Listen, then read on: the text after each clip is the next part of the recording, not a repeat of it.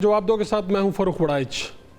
पाकिस्तान के अंदर इस हफ्ते की सबसे बड़ी खबर ये थी कि साबिक डीजी आईएसआई जनरल रिटायर्ड फैज़ साहब को तहवील में ले लिया गया।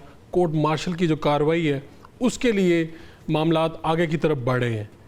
इस खबर के बाद पाकिस्तान की सियासत में एक भौंचाल आया है, किस सियासी पार्टी को इससे नुकसान हो सकता है, आगे चलकर क्या मामलात किस तरफ जा सकते हैं। आज जवाब दो के मेहमान हैं मुस्लिम लीग ज़िया के सरबराह जनाब एजाजुल हक साहब। आप मुंतखब मेंबर पार्लिमान भी हैं। पाकिस्तान के अंदर इस वक्त इंटरनेट जो है वो बड़ा सुस्त रवि का शिकार है। लोग तरह तरह की बात कर रहे हैं। कहीं से ये बात आती है कि कोई बंदोबस्त किया जा रहा है, कोई फायरवॉल लगाई जा रही है, शायद ये उन्हीं तजर्बात का नतीजा है। लेकिन पाकिस्तान की एक बड़ी इंडस्ट्री इससे मुतासिर हो रही है। तो प्रोग्राम के पहले हम हिस्से में एजाजुल हक साहब से बात करेंगे आज की सिचुएशन पे, और प्रोग्राम के आखिरी हिस्से में इंटरनेट का जो मसला है उसको एड्रेस करेंगे। एजाजुल हक साहब, वेलकम टू द शो। क्या हाल चाल है आपके? ठीक है आप? मेहरबानी, थैंक यू सो मच बड़ाई सर। तो ये क्या चल रहा है एजाज साहब? इससे पहले भी मामलात होते रहे हैं। अभी कहा तो ये गया कि सुप्रीम कोर्ट के जो ऑर्डर्स थे उसकी रोशनी में ये इस्लामाबाद की सोसाइटी का मामला था, और अभी जिस तरह से ये कार्रवाई जिस तरफ जा रही है, क्या देख रहे हैं आप?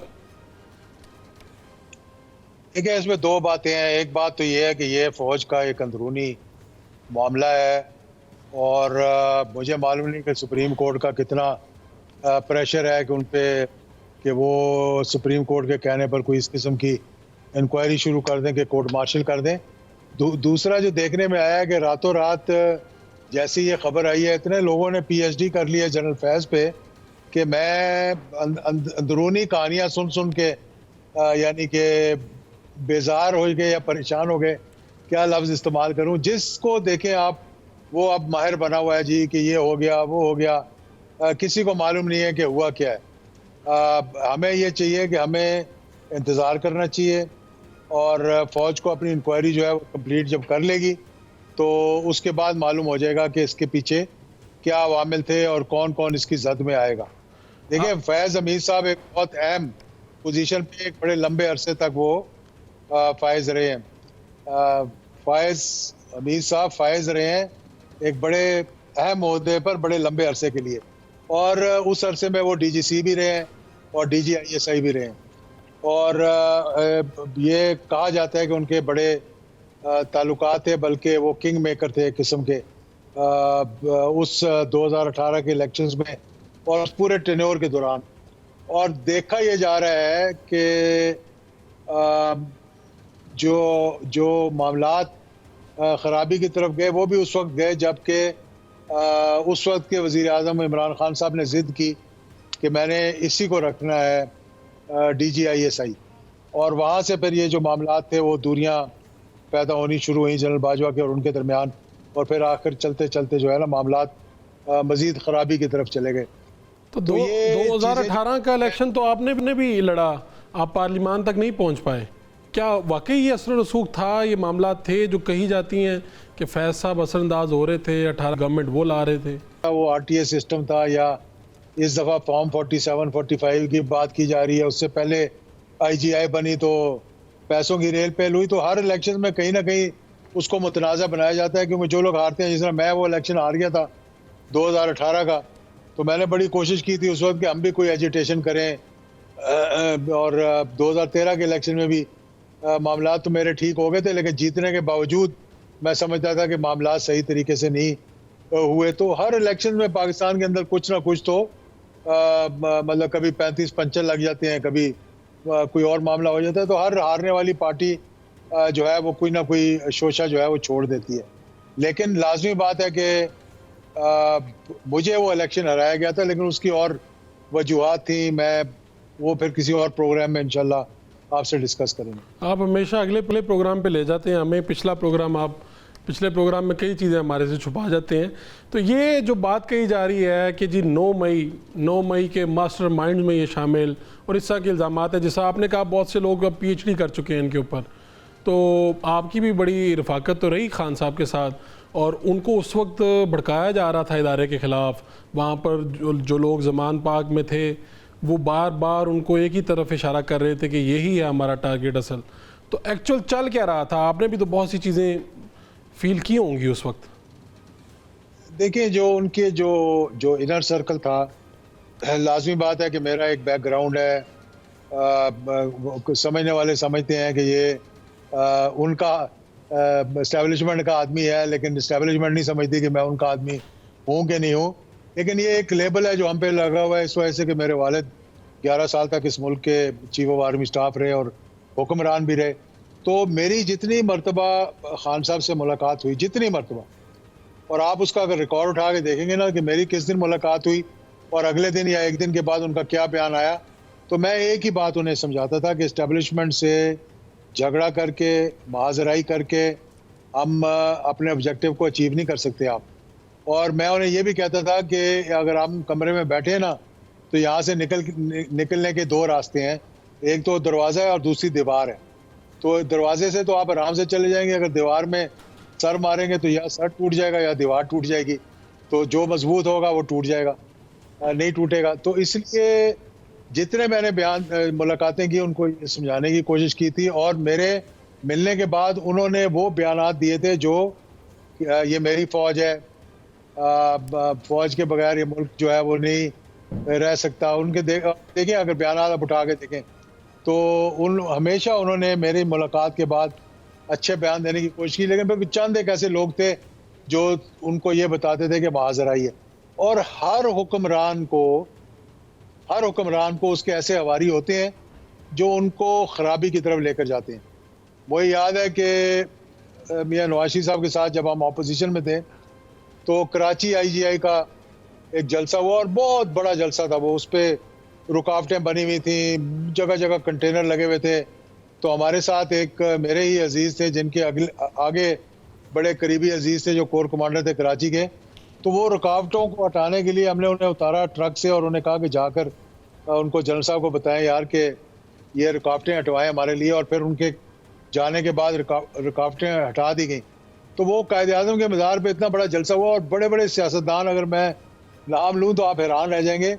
उस जलसे में वो मियां नवाज शरीफ के कान में जाकर कह रहे थे, जनाब ये तो इतना बड़ा जलसा ये तो जुल्फ़िकार अली भुट्टो नहीं कर सका, तो आप तो भुट्टो से ही बड़े लीडर बन गए। तो इस तरह के लोग होते हैं जो आपको ये बताते हैं कि शायद आप जो है वो एक ऐसी शख्सियत बन गए हैं कि जो आज तक कभी कोई ऐसी शख्सियत रूनुमा हुई नहीं है। तो ये ऐसे लोग हैं जो ख़राब करते हैं जी, आप लड़ लें, आप मर लें, आप लॉन्ग मार्च कर लें।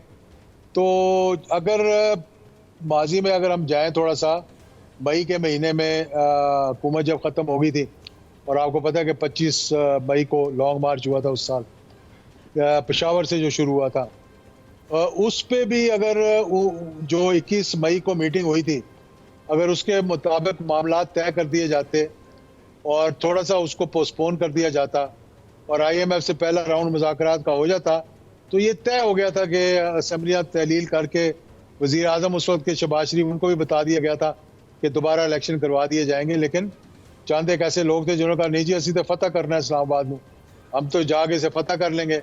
और वो फतह करते करते आप खुद शिकस्त खा गए। तो आप कहते हैं कि अगर उस वक्त इस तरह से ना करते तो आज इमरान खान अडयाला जेल में ना बैठे होते?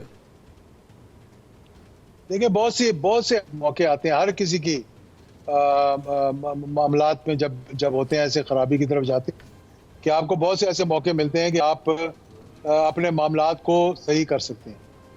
लेकिन आपके करीब जो लोग होते हैं ना, जिनको कहते हैं कि ये हॉक्स हैं, मतलब हर हुक्मरान के साथ हॉक्स भी होते हैं, डव्स भी होती हैं। यानी कि कुछ लोग होते हैं जो कबूतर लेके कहते हैं जी कि अमन की फाख्ता को उड़ाएं, और कुछ लोग होते हैं नहीं जी टैंक दे तले आ जाओ, लेकिन लड़ना टैंक के साथ जाके सर मारना है अपना। तो खराबी करवाने वाले तो बहुत होते हैं कि जी आप तो इतने बड़े लीडर बन गए, पूरा पाकिस्तान आपके लिए हमालिया रोना शुरू कर देगा, और ऐसी चीज़ें जो उन्हें बताई जाती हैं जिसकी वजह से फिर मामला खराबी की तरफ चले जाते हैं। तो आप क्या मुआवजा करते हैं वैसे इन दोनों की शख्सियत का? ये नवाज शरीफ और इमरान खान दोनों ने ही दीवार में टक्कर मारी जब भी मारी, और शायद इमरान खान का तो पहला तजर्बा है इस तरह से, लेकिन नवाज शरीफ साहब ने भी किया। आपने एक ज़माने में उनको रोकने की कोशिश भी की, मुझे याद है कि इख्तियारे में भी आपने गालिबन कहीं से वापसी हो रही थी, उन्हें कहा भी था। तो आपको क्या लगता है कि अब, मुझे तो ये लगता है जैसे नवाज शरीफ साहब की जो सोच थी वो बदल गई है और इमरान खान उन्हीं की सोचना शुरू हो गए हैं? देखिए, अब सोचें नहीं बदलती, हालात बदल जाते हैं। जो सोच होती है, सोच वही रहती है। उस सोच को अमली जामा पहनाने के लिए वो इंसान मौका ढूंढता रहता है, लेकिन हालात के साथ वो अपने आप को मतलब उस हालात के दायरा इख्तियार में लाकर वो आगे चलने की कोशिश करता है कि मैं रास्ता अपना बना लूंगा। मैं समझता हूँ कि दोनों मरतबा 1999 गलती की थी मियां नवाज शरीफ साहब ने, और उतना ही गुस्सा था उनको जितना आज इमरान खान को है कि उन्हें भी समझाने की कोशिश की। मैंने जैसे कहा कि सितंबर में 55 मिनट की हमारी एक मुलाकात हुई जिसमें मैंने ये कहा था कि फ़ौज से लड़कर आप कुछ अचीव नहीं कर सकेंगे, लेकिन नहीं, वो बज़िद थे और उन्होंने वो देखा, वो करने की कोशिश की और उसका नतीजा 12 अक्टूबर को देख लिया। फिर 12 अक्टूबर के बाद 2 साल बड़े मुश्किल गुजारे उन्होंने भी। मेरे ख्याल में जिस तरह खान साहब तो अभी जेल में है, लेकिन उनको तो अटक और लांडी जेल के दरमियान कई मरतबा छोटे जहाज़ों में हथकड़ियाँ पहन कर बैठना पड़ा। तो वो चाहते तो वो मामलात अपने शुरू में भी ठीक कर सकते थे। उस वक़्त नवाज शरीफ साहब, मैंने भी कोशिश की थी कि असम्बलियाँ तहलील ना हो, असम्बलियाँ बहाल हो जाएँ। उनके वालिद से भी मैंने मुलाकात की थी, उनको भी पैगाम भिजवाया था, लेकिन वो उस वक़्त तैयार नहीं थे। लेकिन 2 साल के बाद उन्हें शायद एहसास हुआ 2002 में कि अब काफ़ी हो गई है, अब कोई रास्ता निकालना चाहिए। तो जब उन्होंने फैसला कर लिया कि रास्ता निकालना है, तो फिर रास्ता निकल भी आया। तो अब ये रास्ता कहाँ से निकलेगा? यहाँ पर पाकिस्तान तहरीक-ए-इंसाफ तो मुझे एक बंद गली में फंसती हुई नज़र आती है, तो इनका रास्ता कहाँ से निकलेगा? आपको कोई गुंजाइश नज़र आ रही है? कहीं पे अफवाहें भी हैं कि जी किसी दिन अडयाला का बासी जो है किसी दिन ताले खुलेंगे और बाहर आ जाएंगे। आपको क्या नज़र आ रहा है पूरे मंजरनामे में? देखिए, मैं कोई मतलब नजूमी तो नहीं हूँ कि मैं कोई प्रेडिक्शन कर दूँ, ना मैं कोई एस्ट्रोलॉजर हूँ।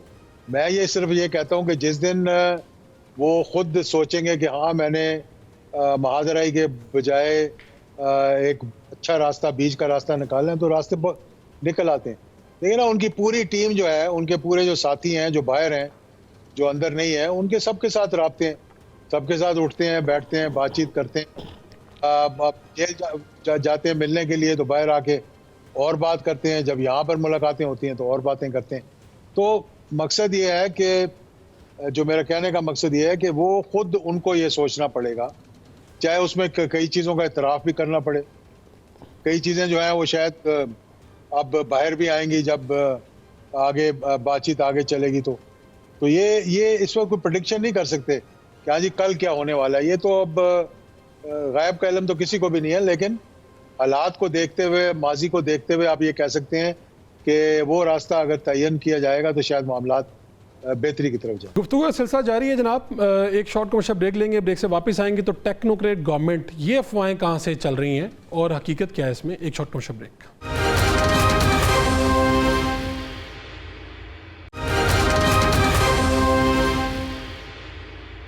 Welcome back. तो आखिरी मरतबा आपने जवाब में कहा था, नवाज शरीफ साहब यहाँ पर नहीं आए थे, तो आपने कहा था कि मैं उनको लेने भी चला जाऊँगा, तो वो फिर खुद ही आ गए यहाँ पे। तो अभी कोई खान साहब के साथ आप कोई उन्हें दानिशमंदी की बात समझाना चाहेंगे? कोई जाके कोई कोशिश करेंगे कि उनसे मुलाकात हो, उन्हें बताएं कि मुल्क जो है कहाँ पे चला गया है, किस तरह से आगे बढ़ सकते हैं, सियासी जमातें आगे अपना रास्ता किस तरह से बना सकती हैं?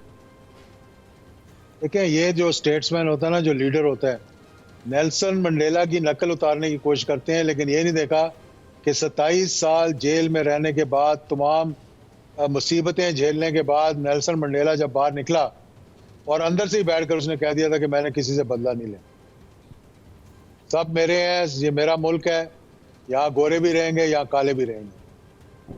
तो जब ये सोच पैदा होगी, नेल्सन मंडेला जो जेल में जाता है ना, वो कहता है मैं नेल्सन मंडेला बन गया हूँ, लेकिन ज़हनियत नेल्सन मंडेले वाली नहीं बनाते कि हाँ यार, हमने कोई अगर गलतियां की तो हम इतराफ़ करते हैं, और अगर मामलात को आगे लेके चलना है तो हम पाकिस्तान के लिए सोचें, अपने से बालातर होकर सोचें। तो फिर मैं समझता हूँ कि रास्ता निकल। तो ये बात यहीं तक रहेगी जनरल फैज साहब तक, कि इससे आगे भी बढ़ेगी? लोग कह रहे हैं गिरफ्तारियां होंगी, फिर जा कह रहे हैं जनरल बाजवा भी रेडार पे हैं, उनका भी कुछ हो सकता है, खबरें मुख्तलिफ आ रही हैं। कुछ तो क्लियर करें, मतलब कहाँ से क्लियर होगा, कैसे होगा? देखिए, इस पे मतलब कि कुछ कहना मेरा बनता भी नहीं है, और ना मैं मैंने पीएचडी की है कि मैं कह सकूं कि जनरल बाजवा और जनरल फैज़ का आगे चलकर क्या बनेगा। ये होना क्या चाहिए? हाँ जी, होना क्या चाहिए? आप सियासतदान तो है ना, सीनियर सियासतदान है। देखिए फौज के अंदर एक इंटरनल अकाउंटेबिलिटी होती है और आज से नहीं है, माजी में भी होती रही है। ये पहली मर्तबा नहीं है कि किसी जर्नैल पे हाथ पड़ा है। माजी में भी ऐसे जर्नैल थे जिन्होंने कुछ इख्तलाफात किए या कू करने की कोशिश की, तो मामला जो थे उनके लिए वो ख़राबी की तरफ गए। तो अब मुझे तो अंदर की बात नहीं ना पता, ना आपको पता है। अब हम यहाँ बैठ के तज़किया करने शुरू करते हैं, नहीं जी ये हुआ था, ये हुआ था, टॉप सिटी में ये हुआ था, फलानी जगह ये हुआ था, कौन मौक्कल था, असल में कौन मौक्कल था, कौन सा जिन था उनके पास, तो जनरल फैज़ का क्या किरदार था। तो बातें करनी बड़ी आसान है, लेकिन जब अंदर की मालूमात हमें नहीं है तो मैं समझता हूँ हमें थोड़े दिन सब्र करके देखना चाहिए कि भाई फौज की तरफ से क्या बाहर आता है उस इंक्वायरी से, उस कोर्ट मुझे तो नहीं पता। मैंने तो इसलिए आप पिंडी में बैठे हुए मुतलका आदमी से पूछा है कि जिनके पास मालूमात होती हैं। खैर, आप इस वक्त ये बताइए कि ये टेक्नोक्रेट हुकूमत की बात चल रही, कुछ ऐसा है कि ये सिर्फ अफवाहें हैं? देखिए ज़्यादातर तो अफवाहें हैं, और जब इंसान देखे कि सिस्टम जो है वो जाम हुआ है और सिस्टम जो है वो सही तरीके से नहीं चल पा रहा, सिस्टम डिलीवर नहीं कर सकता, लोग सिस्कियाँ ले रहे हों, महंगाई बेरोज़गारी पे कंट्रोल ना हो रहा हो, तो फिर तरह तरह की अफवाहें जो हैं वो फैलती हैं कि इमरजेंसी लगेगी, इमरजेंसी प्लस लगेगी। माजी में भी ये चीज़ें होती रही हैं। तो मौजूदा सूरत हाल में कोलिशन गवर्नमेंट्स को चलना बड़ा मुश्किल नज़र आता है। और बाहर के जो दावे किए गए हैं कि इतनी इन्वेस्टमेंट्स आ रही हैं, इतने अरब आ रहे हैं, इतने एमओयू साइन कर चुके हैं, तो ज़ेर ज़मीन हमें कुछ नज़र नहीं आ रहा। सही बात जो है, तो उस सिस्टम के अंदर जहाँ पर आप उसको चला ही ना सकें, अब प्राइम मिनिस्टर जितनी मर्जी कोशिश कर ले, प्राइम मिनिस्टर के पास तो सिर्फ होता है एक जो इस्लामाबाद का एरिया होता है, उससे बाहर निकल के तो वो प्राइम मिनिस्टर रहते नहीं ना, फिर तो सूबों के हवाले हो जाता है। 18वीं तरमीम के बाद सब कुछ सूबों के पास चला गया। तो अगर एक वज़ीर आज़म के साथ चारों सूबे एक इज्तिमाई सोच के साथ आगे ना चल रहे हो और हर कोई अपनी अपनी मनमानी कर रहा हो, तो फिर सिस्टम में कोई ना कोई खराबियां तो दूर करनी पड़ती है ना। और मैं भी ये समझता हूँ ये सिस्टम मौजूदा तरीके से आप चलाने की कोशिश ज़रूर कर सकते हैं, लेकिन इसको आप कामयाब नहीं कर सकते। इसको कामयाब करने के लिए आपको बेसिक चेंजेस करनी पड़ेंगी। अब वो आप खुद कर लें और या आप फिर किसी और तरीके से कर लें। तो एजाज साहब, क्या आपके हल्के के लोग तो आते होंगे आपके पास कि हमारे बिल इतने ज़्यादा आ गए हैं, बिजली नहीं आ रही, महंगाई हो गई है, आपको ये सारे फेस नहीं करना पड़ता सब कुछ? फेस करना पड़ता है। मैं आपको बता रहा हूँ कि इस मुल्क में सियासत के अंदर जब तक मफादात की सियासत ख़त्म नहीं होगी और जब तक एक अकाउंटेबिलिटी नहीं होगी, जब तक अक्रॉस द बोर्ड सबको बराबर ट्रीट नहीं किया जाएगा, चाहे वो हुकूमत में या अपोजिशन में है। अब ये जो महंगाई हमारे ऊपर जो बोझ आया, अब तो सारे इसमें भी पीएचडी कर चुके हैं ना। वो बैठ कर टेलीविजन के बजाय आईपीपीज लगाए, किसने लगाए, क्यों लगाए, कौन से दौर में नहीं लगे, वो ये बताएं। 1994 से लेकर और 2020 तक या 18 के बाद भी जो है वो आईपीपीज लगते रहे इस मुल्क के अंदर। कैपेसिटी पेमेंट्स होती रही हैं रिश्तेदारों को नवाजने के लिए, अपने बच्चों को नवाजने के लिए, अपने दोस्तों को नवाजने के लिए आपने ये काम किए, और इस मुल्क को आपने उस जगह जाकर छोड़ दिया कि ना आगे का रास्ता है ना पीछे का। अगर आगे दरिया है तो पीछे खाई है। तो आवाम को तो पता नहीं कि वो जाए कहाँ, और इनको भी नहीं समझ आ रही कि हम किस तरह चले। अगर टोटल टैक्स जो है सैलरीड क्लास से इकट्ठा हो रहा है 352 बिलियन, तो आईपीपीज को आप दे रहे हैं 358 बिलियन, तो साल का कहाँ से फिर आप गुजारा करेंगे? फिर ये पूछा जाए इनसे कि इतने आप कि आपने 40,000 मेगावाट लगा दिया, जब पाकिस्तान की पूरी डिमांड 29,000 है और 25,000 से ज़्यादा आप ट्रांसमिट ही नहीं कर सकते, ट्रांसमिशन लाइंस ही नहीं है आपके पास। तो ये नहीं है कि पाकिस्तान में सप्लाई नहीं है, सप्लाई मौजूद है, डिमांड से ज़्यादा सप्लाई मौजूद है, लेकिन इसको मुल्क को अपने ही लोग खा गए। जो इस मुल्क को चला रहे थे उन्होंने इसको खा लिया, तो फिर आम आदमी, गरीब आदमी बेचारा क्या करे? तो आप तो ये सारी बातें वही कर रहे हैं, जमात इस्लामी वाले यहाँ पर 14 दिन बैठे रहे हैं आपके ही शहर में, वो भी आगे यही बात कर रहे थे, धरना दिए हुए थे। आपको लगा नहीं कि निकलना चाहिए, इस तरह की जो तहरीक चल रही है, हुकूमत से सही मुतालबात कर रही है, मुझे भी इनके साथ खड़े होना चाहिए? दूसरी तरफ वो तहरीक तहफ़्फ़ुज़ आईन पाकिस्तान है, वो भी खड़े हुए हैं, उन्हें भी आप एक पार्टी के सरबराह हैं, आपको कहीं पे आवाम देखना चाहती है कि आप कहाँ पर हैं, हुकूमत के साथ हैं, हुकूमत के मुखालिफ हैं, इन सारी पॉलिसियों से नाला हैं, कहाँ खड़े हैं, पोजीशन क्या आपकी? मैं खड़ा हूँ, आपके साथ खड़ा हूँ और मैं आवाम की बात करता हूँ, लेकिन जमात इस्लामी ने धरना तो ज़रूर दिया। उनके धरने के दौरान बिजली की ₹2.5 कीमत बढ़ा दी पर यूनिट, तो जमात इस्लामी तो उस दिन अपना सामान बांध रही थी जाने के लिए। तो कौन सा मुआहदा किया उन्होंने, हमें तो अभी तक पता ही नहीं लगा कि हुकूमत के साथ क्या सेटल करके गए हैं यहाँ से वो 2 हफ्ते की जद्दोजहद के बाद। यानी जो आप गए थे बिजली की कीमतें कम करवाने, वो तो आपके धरने के दौरान उन्होंने कीमतें बढ़ा दी आपको बताने के लिए कि भाई जाओ जो करना है कर लो। मतलब मैं माजरत के साथ ये बात कर रहा हूँ, मैं ये उनको इस बात पे ब्लेम नहीं कर रहा कि उन्होंने कोई गलती की है, लेकिन ये चीज़ें वो है जो अवाम पूछते हैं, अगर जो अवाम जो बातें कर रहे होते हैं कि हमारी जान छूटेगी। सियासी जमातें तो सारी आपस में इकट्ठी रहती हैं, और जिस मुल्क के अंदर आप ख़त्म नबूवत का तहफ़्फ़ुज़ ही ना कर सकें, जिस मुल्क के अंदर आप हफ्ते में 5-5 ऐसे सेमिनार करवा रहे हो जिसमें ख़त्म नबूवत की बात चल रही हो, उस मुल्क में आप क्या अचीव करना चाहते हैं?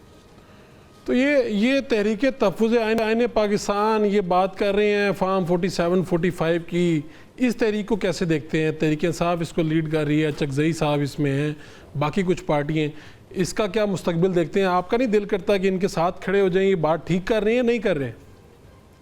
नहीं, बिल्कुल मेरा दिल नहीं करता, क्योंकि IGI का अगर वो जो केस असर खान का लगा हुआ, अगर उसका फैसला हो जाता तो ना RTA बंद होता, ना सिस्टम बंद होता, ना फॉर्म 45-47 की बात हो रही होती है। तो अगर 35 पंचरों की थी, वो किधर से निकाले पंचर उन्होंने? तो देखिए, ये तो मतलब एक गिमिक है ना, इसको क्या करेंगे आप? ये तो RTA के खड़े हो गए, उस वक्त कहा जी असर खान के पैसे बांटे गए, एफिडेविट दे दिया देने वालों ने, पैसे देने वालों ने, लेकिन उसका तो फैसला आज तक हमने नहीं देखा, सामने नहीं आया। गुफ्तगू का सिलसिला जारी है जनाब, एक शॉर्ट कमर्शियल ब्रेक लेंगे।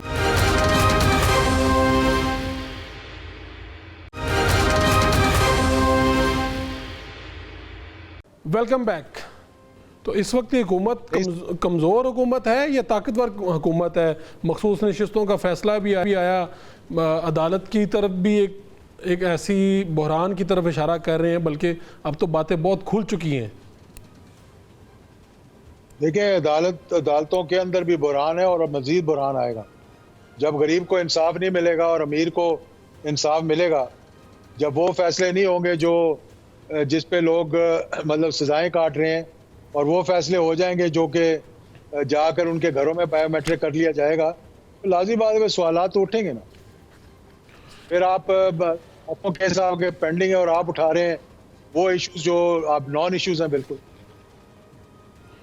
तो ये इजाज़ुद्दीन साहब, ये अभी आपके ऊपर भी एक संगीन बात आ रही है एक कि आपके हवाले से शौकत बसरा हैं, आपके जो वहाँ से इलेक्शन लड़ा पाकिस्तान तहरीक इंसाफ से, वो ये कहते हैं फार्म 47 आपको, बल्कि कहते हैं कि आप धांधली से आए हैं, बल्कि आपके जो दूसरे उम्मीदवार हैं मुस्लिम लीग नून वाले, उनका भी नूरुल हसन तनवीर, उनका भी दावा है आपके हवाले से। उनकी गुफ्तगू भी सुन लें ज़रा। मैं चाहूँगा कि आप एक लम्हे के लिए ज़रा गुफ्तगू सुन लें कि वो आपकी जीत के बारे में क्या कहते हैं।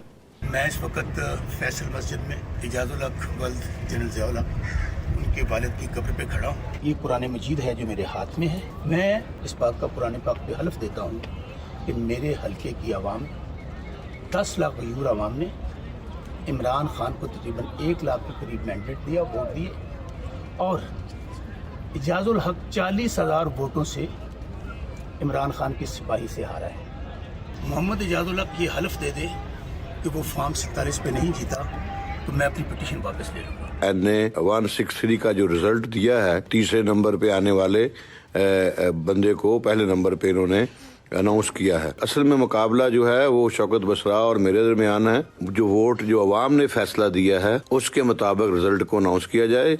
उसमें शौकत बसरा अगर जीतता है तो मुझे कोई इतराज नहीं। तो आप जैसा कदावर सियासतदान इनको जवाब इस तरह से क्यों नहीं देते? आपकी इस बात पे खामोशी दिखाई देती है, या मैं नहीं सुन सका आपका मौक़िफ़ इस पे?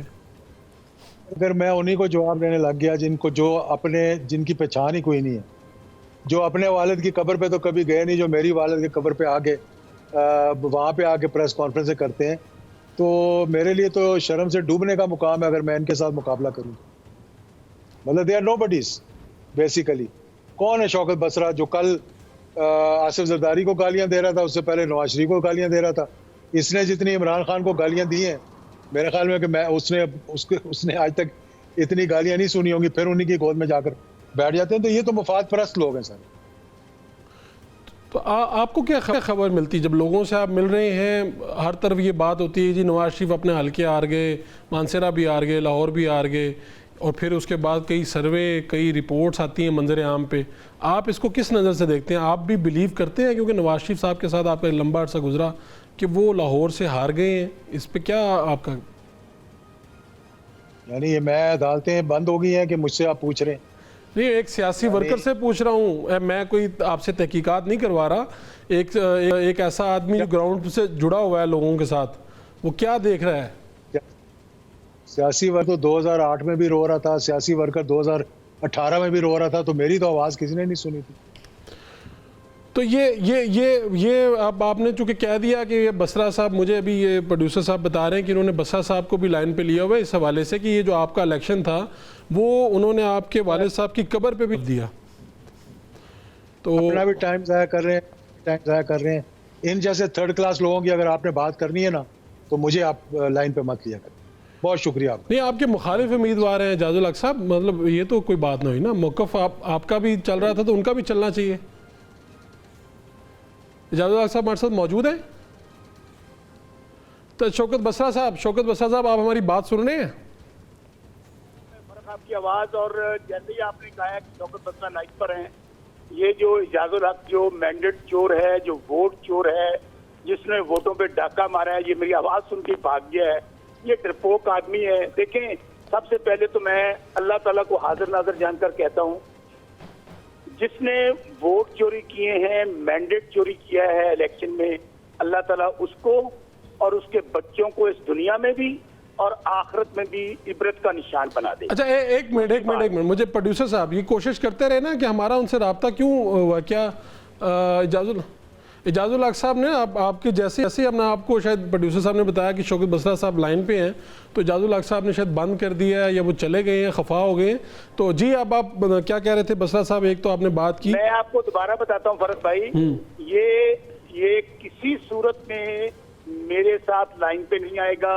मेरा चैलेंज है, मैं पहले भी कह चुका हूँ, दोबारा चैलेंज है कि ये किसी चैनल पे, किसी मस्जिद में, खाना काबा पे बैठ के मेरे साथ बात करना चाहे, मैं बात करने के लिए तैयार हूँ। और दूसरी बात, आपको याद होगा मैंने बाकायदा चैलेंज दिया था एजाजुल हक को कि अगर तुम वाकई इलेक्शन जीते हुए हो तो मैं फैसल मस्जिद में तुम्हारे वालिद ज़ियाउल हक की कब्र पर आ रहा हूँ, तुम कुरान पाक पे हलफ दे दो, मैं अपनी पिटीशन भी वापस ले लूंगा और मैं वहां से वीडियो पैगाम जारी करूंगा कि मैं माफी चाहता हूं और मैं माजरत भी करूंगा पूरी दुनिया के सामने। तो ये बसरा साहब आप वहां पे जी बात सुनिएगा ताकि नाजरीन तक बात जानी चाहिए। इतना बड़ा झूठ, अवाम के वोटों पे डाका, और फिर हम कहने को कहें कि हम सियासतदान हैं। लानत है मेरी और किसी और की सियासत पे जो झूठ के मैंडेट पे हलफ जिसने उठाया हो। फर्क उड़ाया फिर ये हुआ कि ये वहां पर नहीं आए। मैंने कुरान पाक पे वहां पे हलफ दिया कि ये तीसरे नंबर पर आया था NA 163 बहावल नगर में, इसके 50-55 हजार वोट हैं। दूसरे नंबर पे वहां पे मुस्लिम लीग नून वाले नूरुल हसन तनवीर हैं। और अल्हम्दुलिल्लाह अल्लाह पाक ने नबी के सदके, इमरान खान के सदके, लोगों ने कहा जान अल्लाह भी वोट खानदा शौकत बसरा, अब तुमने खान से साथ निभाया है, लोगों ने मुझे वोट दे दिया। अब मेरा एक और चैलेंज है, 17 अगस्त को जनरल ज़ियाउल हक की बरसी है, मैं वहां पर जा रहा हूँ फॉर्म 45 लेकर दोबारा। पहले दिन के वालिद की कब्र पर फॉर्म 45 रख रहा था, इनको आप ले लें और इनको कहें उस दिन ये मुझे वहां पर हलफ दे दें। तो मेरे भाई मेरा दोबारा भी चैलेंज कायम है, मैं पूरी कौम से माफी भी मांगूंगा इससे भी माफी मांगूंगा और अपनी पिटीशन भी वापस ले लूंगा। चलें, अभी तो हमारे प्रोड्यूसर साहब जो हैं वो मुसलसल रब्ता कर रहे हैं और शायद आगे से उन्होंने ये इनकार किया है कि वो शायद आपके साथ बात नहीं करना चाहते। वो समझते हैं कि अभी हमने सवाल भी किया था तो वो इसीलिए इंकारी पर हैं कि शौकत बसरा को आप शायद क्यों लाइन पे ले रहे हैं, यही प्रॉब्लम चल रहा है। तो आप कह रहे हैं 17 अगस्त को ज़ियाउल हक साहब की बरसी पे आप दोबारा से उनकी कब्र पे जा रहे हैं और वहाँ पर जाके चैलेंज दे रहे हैं। जी बिल्कुल, ये इसको चला दें आप, ये मेरा चैलेंज है। दूसरी बात, दोबारा फर्क जब कभी भी आप इसको, मैं दोबारा रिपीट करता हूँ, ये किसी मस्जिद में आना चाहे, ये किसी अदालत में आना चाहे, ये सुप्रीम कोर्ट में आना चाहे, ये खाना काबा में आना चाहे, अल्लाह के घर से बड़ा घर तो नहीं है।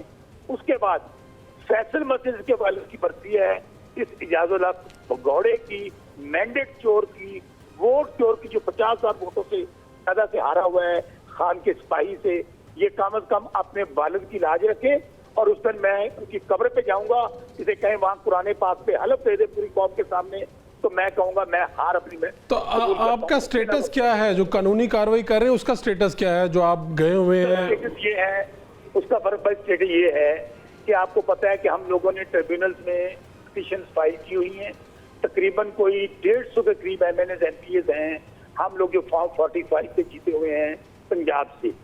वहां पर आपको पता है कि जो ट्रिब्यूनल थे उनका स्टे दे दिया काजी फाइसा साहब। आपको पता है कि काजी फाइसा साहब ने हमसे बल्ले का निशान छीना और जो कुछ इलेक्शन में रिगिंग हुई, वो हमारे रिटर्निंग अफसर हों, हमारे लेवल प्लेइंग फील्ड हो, सब के सब हमारे तो वहां से हमें मोहब्बतनामे मिले। बाद में काजी साहब ने कहा मैंने तो बल्ले का निशान जो है उसकी गलत तशरीह की चीफ इलेक्शन कमिश्नर में, तो उसके ऊपर से फिर आर्टिकल 6 लगना चाहिए था। अब सूरत ये है कि जो अच्छे रेप्यूट के जजेस हैं लाहौर हाई कोर्ट के, उन लोगों को मुकर्रर किया था जस्टिस शहजाद साहब ने और ये उनको काम नहीं करने दे रहे।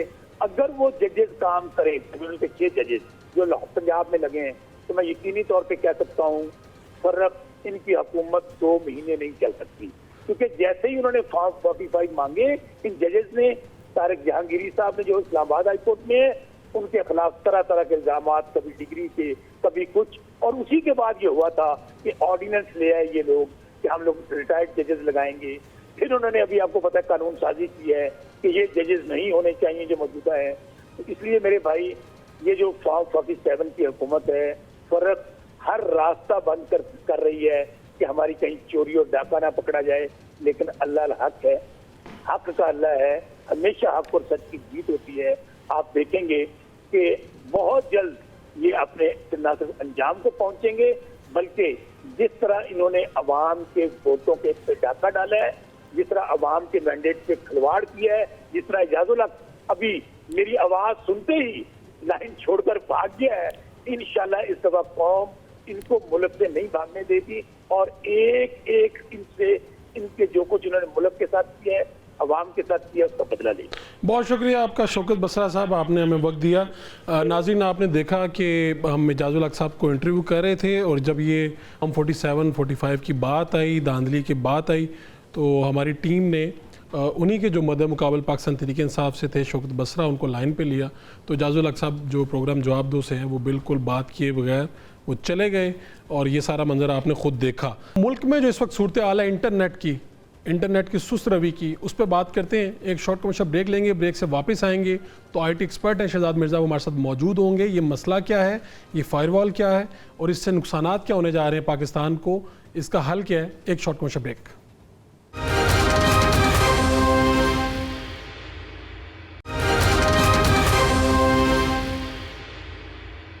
Welcome back. जवाब दो कि आखिरी हिस्से में हम पाकिस्तान का इस वक्त आप ये कह लें कि सबसे बड़ा मसला, तो गलत नहीं होगा कि पाकिस्तान के अंदर इंटरनेट की स्पीड बहुत स्लो हो चुकी है। बहुत से लोग बहुत सी बातें कर रहे हैं, अफवाहें हैं, कुछ सेफ्टी वॉल है, कोई नई नई चीज़ें नाफिज की जा रही हैं। तो ये हकीकत क्या है और IT के एक्सपर्ट क्या कह रहे हैं, और इस हवाले से ख़ुद मैंने जो IT के मिनिस्टर हैं उनके साथ रब्ता करने की कोशिश की, उनका मौक़िफ़ जानने की कोशिश की, लेकिन वो इसके हवाले से भी गुफ्तगू नहीं फरमाना चाहती।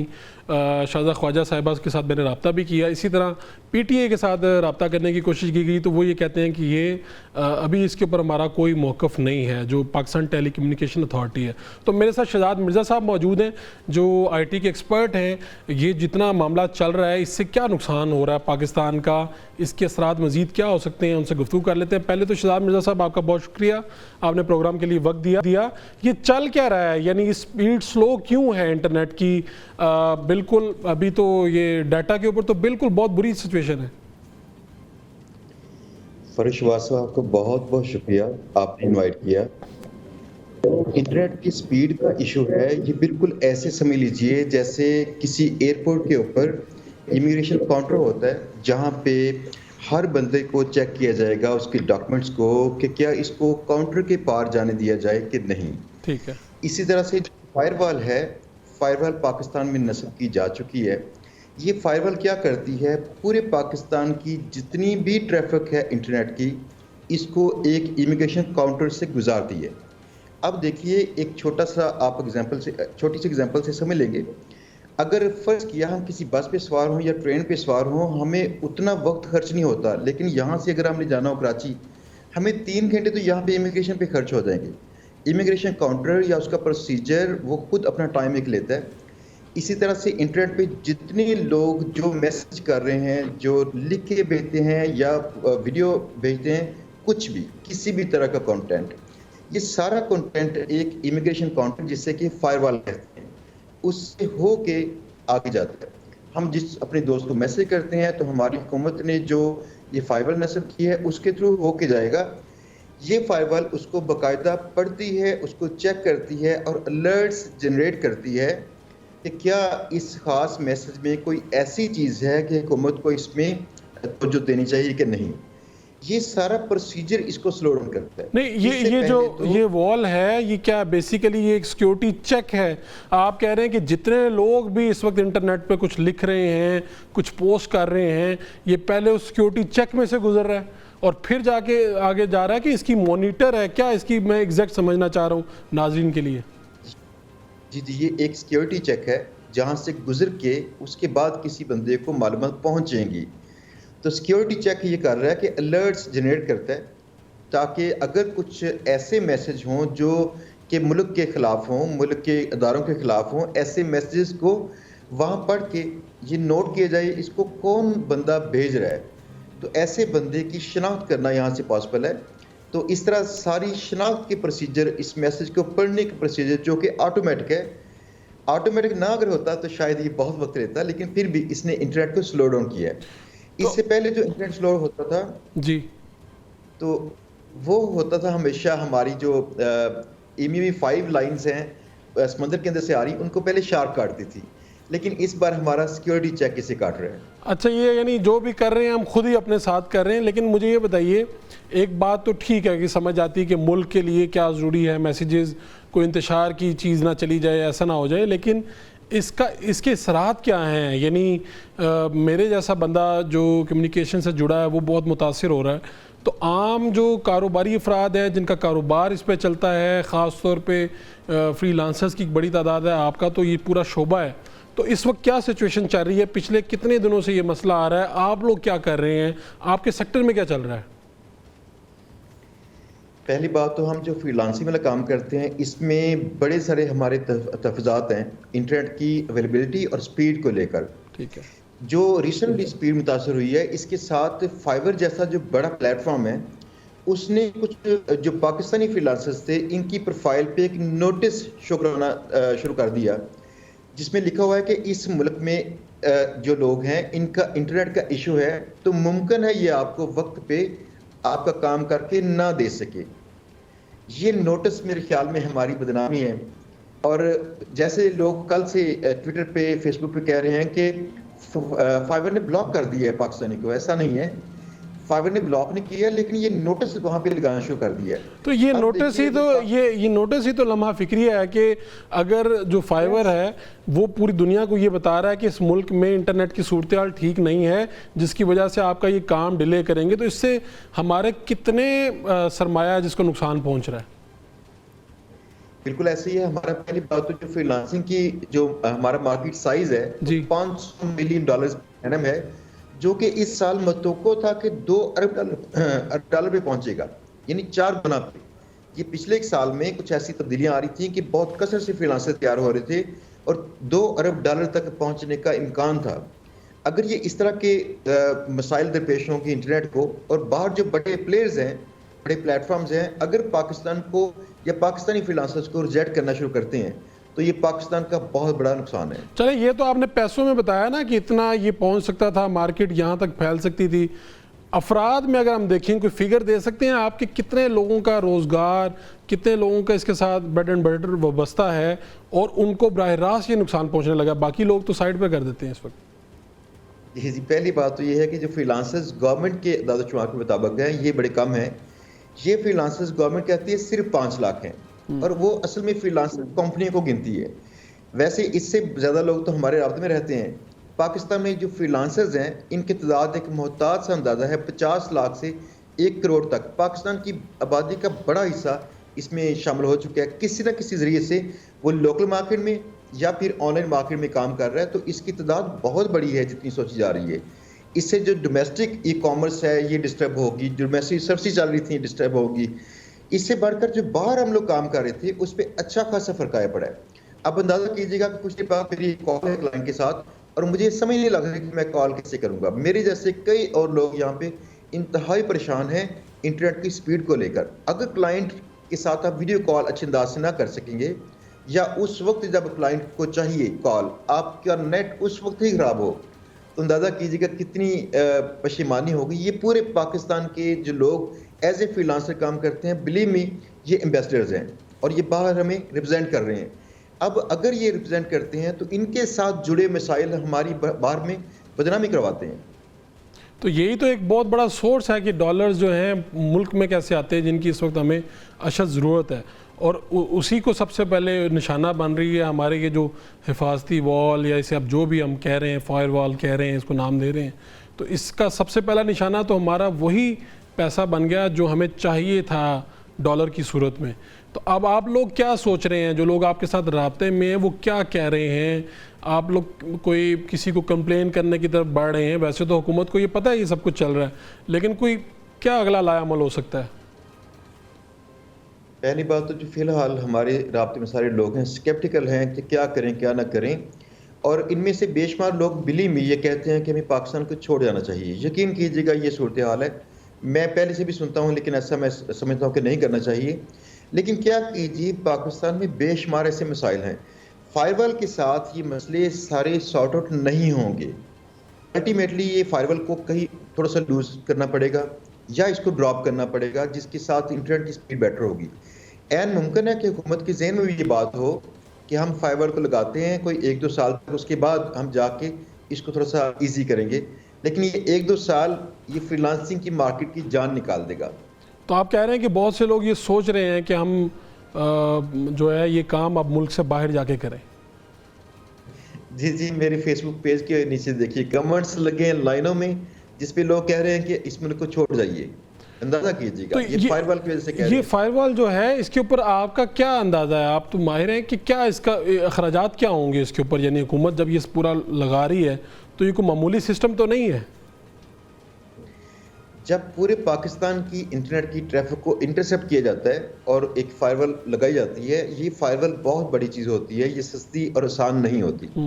इसको प्रोवाइड करने वाली दुनिया में चंद एक लोग हैं और इसका जो एक मोहताज सा अंदाज़ा है, मुझे इसका पता नहीं कि मैंने कितने में डील की है, लेकिन ये तकरीबन 20 से 50 अरब के सेंटर में कहीं इसकी डील होगी।